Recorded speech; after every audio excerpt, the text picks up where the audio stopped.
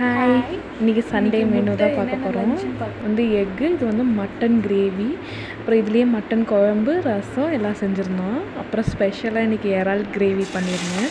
இது கிரேவி மாதிரி இருக்காது, செமி ட்ரை மாதிரி இருக்கும்.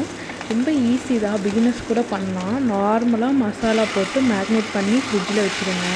என்னென்ன மசாலா போட்டிருக்கேன்னா, இதுதான் நான் மிளகாப்பொடி, கொத்தமல்லி தூள், இஞ்சி பூண்டு பேஸ்ட்டு, அப்புறமா உப்பு, கொஞ்சமாக கறி மசாலா, இது மட்டும்தான் இருக்குது. எல்லாமே வீட்டில் அரைச்சதே போடுங்க, நல்லாயிருக்கும்.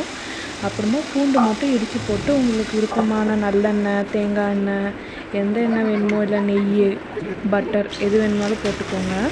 போட்டுட்டு தோசைக்கல் இந்த மாதிரி மேலே ஸ்ப்ரெட் பண்ணிவிட்டு நல்லா மூடி வச்சு கொஞ்சம் நேரம் நீங்கள் வறுத்தா போதும். ரொம்ப நேரம் வறுத்துட்டிங்கன்னா ஜவ்வு மாதிரி ஆகிடும். கொஞ்சம் நேரம் பண்ணால் ரொம்ப நல்லாயிருக்கும். நீங்கள் உங்கள் லஞ்சுக்கு என்னென்ன செஞ்சீங்கன்னு சொல்லுங்கள். சாப்பாடு, முட்டை, இறால் வறுவல், அப்புறம் மட்டன் சுக்கா, மட்டன் குழம்பு, அப்புறம் ரசம், எல்லாம் நல்லா செஞ்சு திருப்தியாக சாப்பிட்டோம். இந்த இறால் ஃப்ரை மட்டும் வெங்காயம் தக்காளி போட்டு தொக்கு மாதிரி செய்வாங்க, நிறைய வெரைட்டி செய்வாங்க. பட் இந்த மாதிரி தோசைக்கல்லை போட்டு ஒரு டைம் ட்ரை பண்ணி பாருங்கள், உங்களுக்கு ரொம்ப பிடிக்கும்.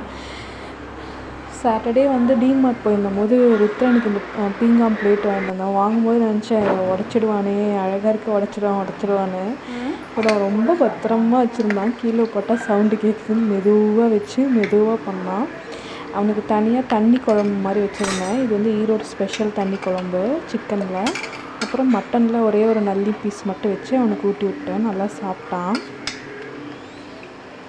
ருத்ரனுக்கு வந்து இந்த மாதிரி குட்டி குட்டியாக அழகழகாக பொருள் வாங்கணும்னு ஆசையாக இருக்கும். பட் வீட்டில் எப்பயுமே சொல்லுவாங்க, அவன் சீக்கிரம் உடச்சிடுவான் அப்படின்னு சொல்லி. ஸோ அதனால் கொஞ்சம் யோசிச்சுட்டு தான் வாங்குற மாதிரி இருக்குது இனிமேல்.